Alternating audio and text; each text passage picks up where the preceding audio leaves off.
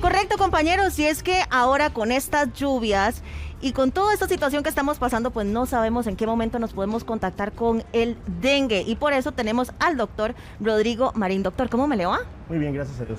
Qué bueno, doctor. Muchísimas gracias por estar con nosotros el día de hoy. Y bueno, en estos momentos que tenemos tantas lluvias y demás, ¿cómo nosotros podemos no tener al dengue en nuestras vidas? Vamos a ver, con la venida de las lluvias, históricamente siempre ha sido en Costa Rica pues un detonador de los casos de dengue. Costa Rica es un país endémico desde el año 1993 de casos de dengue. No solamente de dengue, tenemos chikungunya del año 2014 y Zika del 2016. También. Enfermedades que se transmiten por el mismo mosquito. Los sitios de cría de la Aedes aegypti son archiconocidos por todos, es decir, las llantas en primer lugar, los baldes, los tanques, los platos de macetas. El 99% de los sitios de cría de la Aedes aegypti están dentro de la vivienda. Entonces, lo que tenemos que hacer como ciudadanos comprometidos con la salud nuestra es eliminar los criaderos. Es decir, tú puedes tener al ejército de fumigadores del mundo, al ejército de personas que van a destruirte tus criaderos.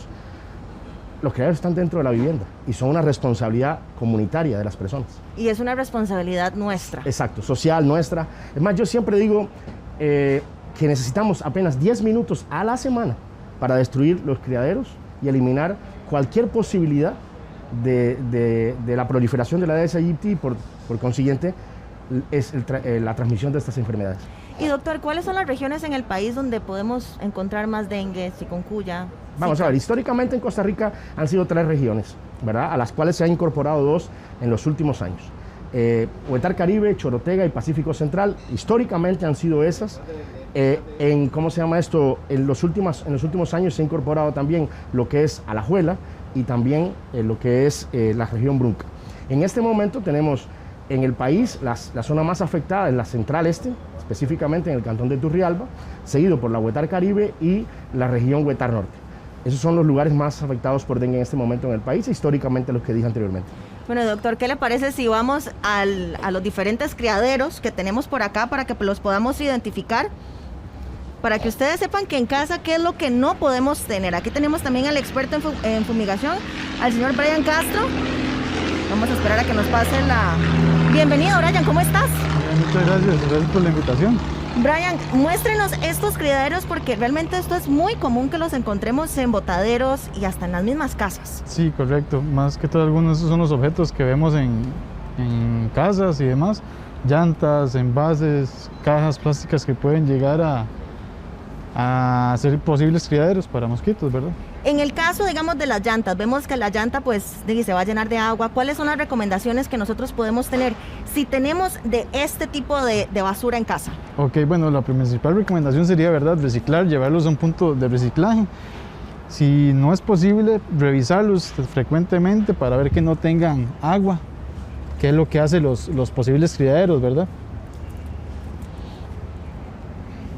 En Costa Rica también hay una ley, que es importante decirla, que es una ley de llantas, es decir, no importación de llantas usadas. Y hay otra también en la cual toda persona física o jurídica que comercialice llantas tiene el deber de recibir las llantas usadas. Cuando uno cambia una llanta como esta es porque quiere evitar un accidente. Y el peregrinaje, por decirlo así de alguna manera, de las llantas es el siguiente. Le decimos a la gente, déjemela. Es decir, el taller o el lugar donde vas a cambiar las llantas tiene la obligación de quedarse con la llanta usada.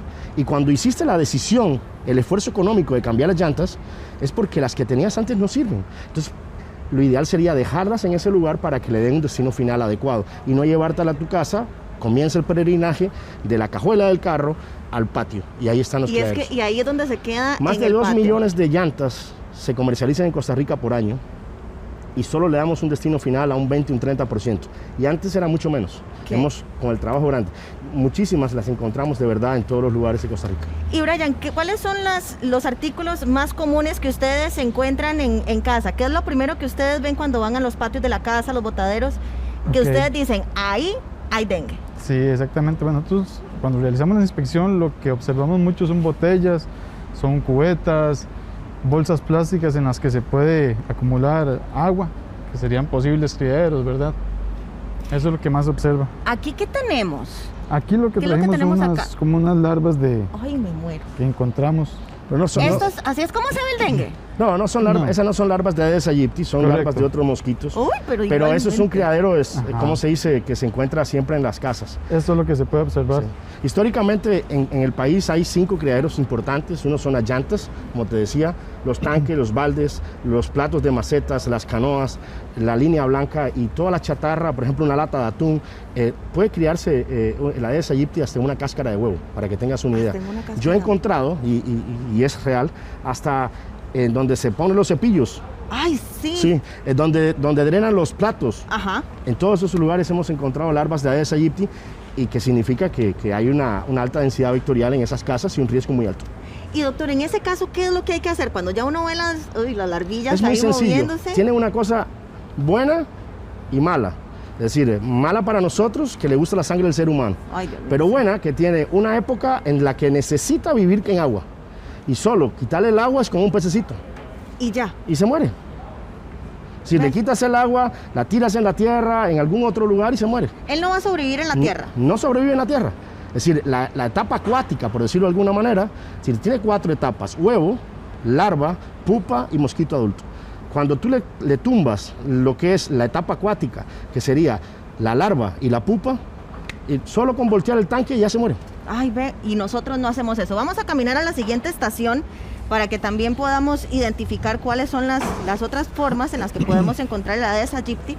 Y bueno, estas larvitas de mosquitos, ¿cómo vamos a reconocer un criadero? Porque ahí podemos ver un botadero, pero no tiene que tener exactamente el agua.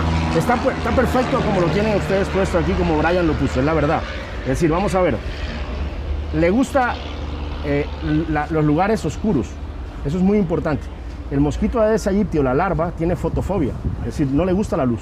Y al no gustarle la luz, pues va a buscar lugares oscuros. El macho le gusta las plantas, lo verde, porque no consume o no come o no se alimenta de sangre.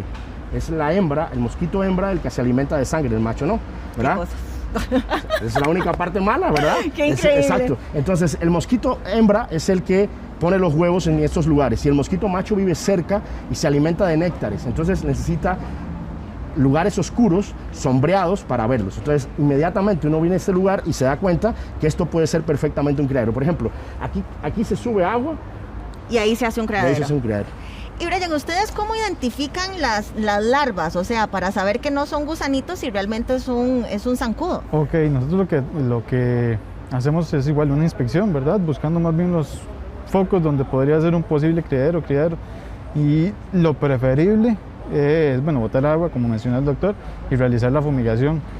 Esto para prevenir a hoy o en un futuro que se haga un posible criadero, ¿verdad? ¿Cuántas veces tenemos que fumigar nuestra casa si nosotros tenemos algún tipo de botadero, si tenemos muchas macetas, si tenemos pues algunas cosas ahí botadas que no son necesarias? Ok, con el tema, bueno, de los mosquitos, ¿verdad? Lo recomendable es fumigar muy frecuentemente, no obstante, igual seguir los protocolos, ¿verdad? De botar el agua, hacer inspecciones, revisar que no tengamos envases con agua estancada para evitar posibles criaderos. Lo más importante en esto, y es la teoría del mundo, es si no hay criaderos, no hay mosquitos. Y si no hay mosquitos, no hay que fumigar, ¿verdad? Eso es muy importante. Cuando tenemos que fumigar, ¿verdad? Es cuando hemos hecho todo lo que no teníamos que hacer, ¿verdad? No limpiamos, exacto, dejamos no limpiamos, todo botado. ¿verdad? Y cuando hay mosquitos adultos, hay transmisión de la enfermedad. Entonces ahí es donde tenemos que tener nosotros el cuidado para que eso no llegue a pasar. Lastimosamente en Costa Rica, a pesar de toda la educación que se ha dado en muchísimos años, y además de haber perdido vidas de niños incluso por dengue, desde el año 1993 seguimos teniendo las mismas condiciones en las viviendas con muchísimos criaderos. Y ahí es donde, ¿cómo se dice?, debemos cambiar. Si queremos eliminar el dengue o combatir el dengue, debemos cambiar. Doctor, y algo muy importante, a ver, los zancudos son comunes en nuestro país. Yo soy dulce para los zancudos. Hay un zancudo, me pica a mí. Pero ¿cómo yo puedo identificar que es un zancudo normal a que es un zancudo con dengue? ¿Cómo puedo darme cuenta de que estoy teniendo síntomas? Vamos a ver, el mosquito Aedes aegypti es un mosquito oscuro, pequeño, negro, con rayas blancas. Así es que lo tenemos que identificar. No le gusta, por ejemplo, si tú ves muchos mosquitos, no es Aedes aegypti. Es un mosquito diurno más que nocturno. Cuando ves muchos mosquitos alrededor de una luz, no es Aedes aegypti. El mosquito Aedes aegypti, la hembra, que es la que vive dentro de la vivienda, ¿verdad? Bueno, el macho también puede estar, pero como un poco más al jardín.